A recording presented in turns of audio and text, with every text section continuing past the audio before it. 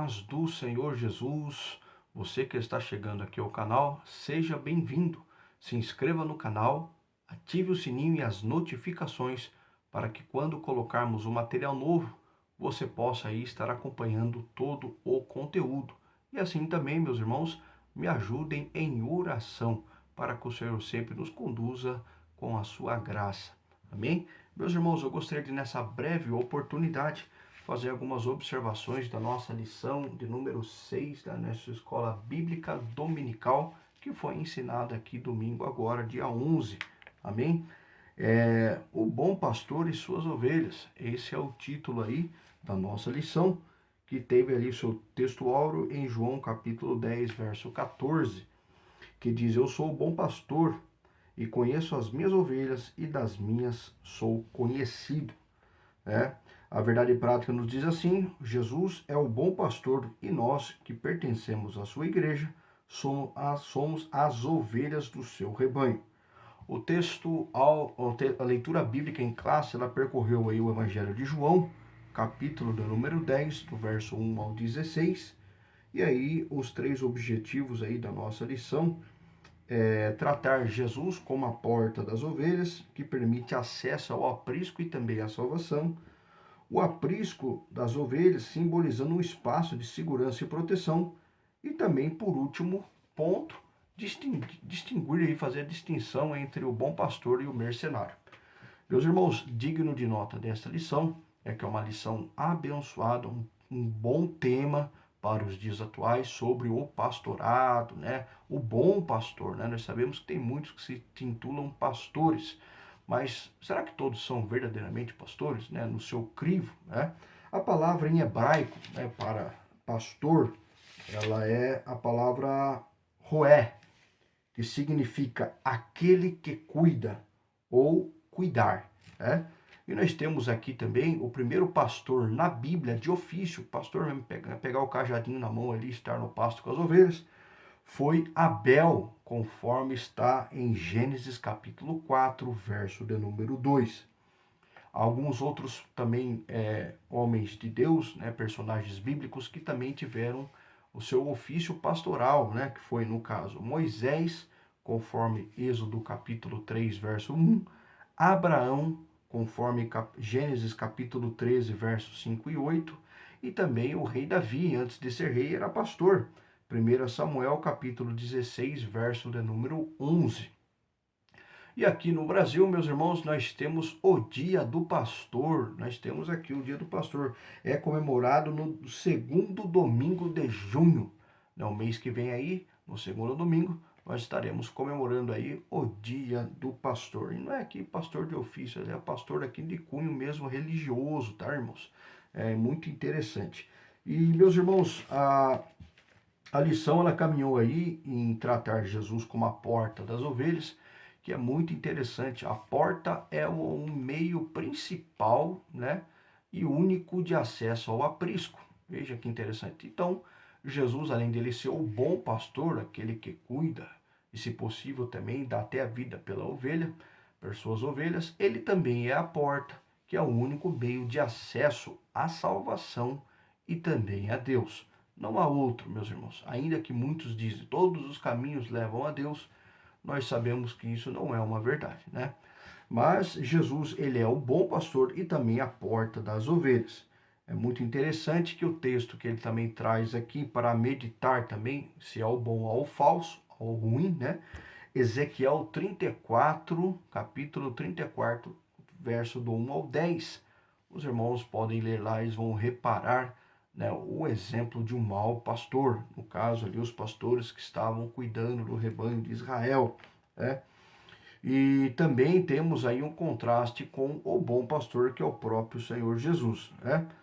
E também temos um contraste de Jesus chamando os fariseus de cegos, porque, meus irmãos, se você ler lá em João capítulo 9, verso 39, 40, 41, você vai ver que Jesus fala que eles eram cegos, pois o pecado deles ainda permanecia, porque eles diziam que eles viam, né, através da lei, que tinha ali a condução para agradar a Deus, e assim não agradavam, eles estavam, no caso, o seu pecado permanecia.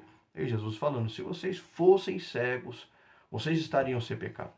Essa o nuance do versículo, né? Se vocês fossem cegos, ou seja, se você tivesse sem instrução, aí sim você estaria sem pecado, porque você não tem instrução nenhuma, mas agora vocês dizem que vem, vocês têm a instrução, vocês têm a Torá, que para nós é o Pentateuco, né? Eles têm a Taná, que para nós é o Antigo Testamento, né? Ou o Primeiro Testamento, e mesmo assim eles estavam não obedecendo ao Senhor. A lição também caminhou entre tratar o aprisco das ovelhas como local de segurança e proteção, onde o pastor arrebanhava elas ali e deixava elas ali em local seguro e ficava de vigia, porque ele é o pastor, né, de zelo, de chamado, de vocação, né? Em contraste aí com o mercenário, que nós sabemos que ele não é bem assim. E nós vemos também que a igreja, ela é esse aprisco, né? E também a segurança que o local da igreja traz, que no caso são as orações, no caso são as súplicas, no caso é a oração do pastor por nós, e também é a pregação da palavra de Deus, irmãos, a doutrina que nos fortalece, nos consola e também nos direciona para o centro da vontade de Deus, né? A lição também veio caminhar por último ponto, fazer a distinção entre o bom pastor e o pastor mau, né? O mercenário, né? Que nem é pastor no caso, ele é mercenário. Meus irmãos, propriamente dito, o mercenário é aquele que trabalha somente para fins financeiros, mais nada. Ele não tem compromisso com o rebanho, ele não tem o chamado de cuidar do rebanho, de ser um pastor. Ele é um mercenário, você pagou, ele vai fazer, ele está ali por causa do seu salário. Só que se aparecer, e vai aparecer, os intempéries do pastorado, hein? Aí, por este meio, nós entramos na Bíblia para falar algumas coisas sobre as dificuldades do pastor nos tempos bíblicos, pastor de ofício, né? Nós temos aí que vemos que ele era exposto ao calor, ele era exposto também ao frio intenso e também noites sem dormir, conforme está em Gênesis, capítulo 31, verso de número 36 até o verso de número 40. Leia lá, por gentileza, você vai ver a forma como que Jacó conversou com Labão e expôs estas dificuldades. O pastor de ofício enfrentava isso. Também tinha que resistir aos ataques de animais silvestres, conforme está em 1 Samuel capítulo 17, verso de número 34 e 35, onde Davi está falando com o rei Saul algumas das dificuldades que ele enfrentava no pleito pastoral, quando ele estava ali, né, pastoreando, cuidando dos rebanhos de seu pai, em que ele enfrentou o leão e ele enfrentou o urso.